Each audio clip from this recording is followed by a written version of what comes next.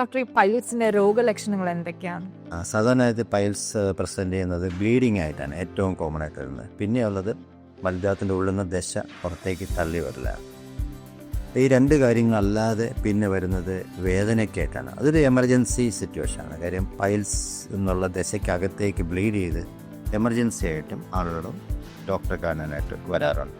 Doctor, ഈ piles, Fisher, fistula ഇവ തമ്മിലുള്ള വ്യത്യാസം എന്തൊക്കെയാണ്? പൈൽസ് ഞാൻ പറഞ്ഞല്ലോ, പൈൽസ് എന്ന് പറയുന്നത് നമ്മൾ മലദ്വാരത്തിൻ്റെ ഉൾപ്പെറ്റി പുറത്തേക്ക് തള്ളി വരില്ല.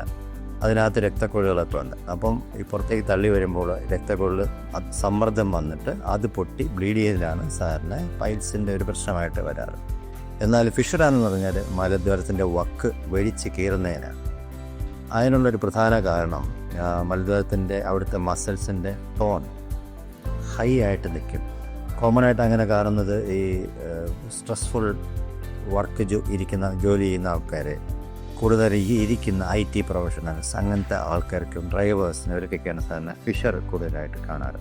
ഇത് ഭയങ്കര വേദനയുള്ള ബ്ലീഡിങ്ങും ഉണ്ടാക്കുന്ന ഒരു അസുഖമാണ്. ഈ രീതിയിലും അതാണ് ഫിഷർ എന്ന് പറയുന്നത്. പിന്നെ മൂന്നാമത് പറഞ്ഞതാണ് ഫിസ്റ്റുല. ഇത് മലദ്വാരത്തിൻ്റെ വക്കിൽ തന്നെ കുറച്ച് ഗ്രന്ഥികളുണ്ട്. അവിടുത്തെ ലൂബ്രിക്കേഷനൊക്കെ സഹായിക്കുന്ന ഗ്രന്ഥികളാണ്. ഈ ഗ്രന്ഥി പഴുക്കുകയാണെങ്കിൽ അത് അതികഠിനമായ വേദനയും പനിയുമൊക്കെ ആയിട്ട് ഡോക്ടറെ അടുത്ത് വരും. അത് നമ്മൾ പലപ്പോഴും കീറി വിടേണ്ടി വരും. ആ സമയത്ത് അത് ചുരുങ്ങി പിന്നെ അതൊരു ഫിഷിലായിട്ട് മാറാറാണ് പതിവ്.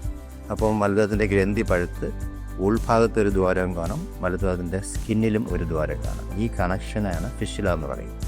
ഇത് മൂന്നും ആക്ച്വലി 3 വ്യത്യസ്തമായ അസുഖങ്ങൾ തന്നെയാണ്.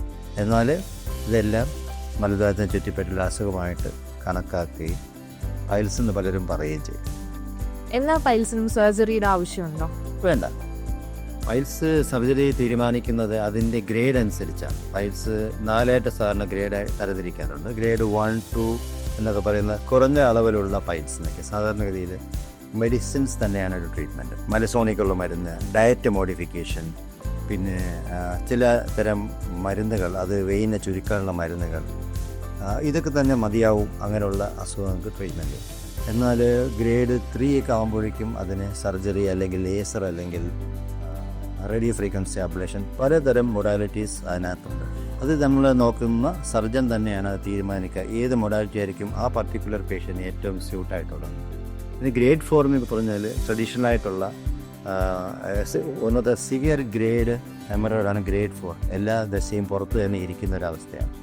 ആ ഒരു അവസ്ഥയിൽ മിന്മൽ മുറിവ് ഉണ്ടാക്കുന്ന സർജറിയൊന്നും പോരാതെ അങ്ങനെയുള്ള അസുഖത്തിന് സാധാരണഗതിയിൽ ഈ പൈൽമാസിനെ തന്നെ മുറിച്ച് മാറ്റി അത് പിന്നെ ഹീലായി വരണം.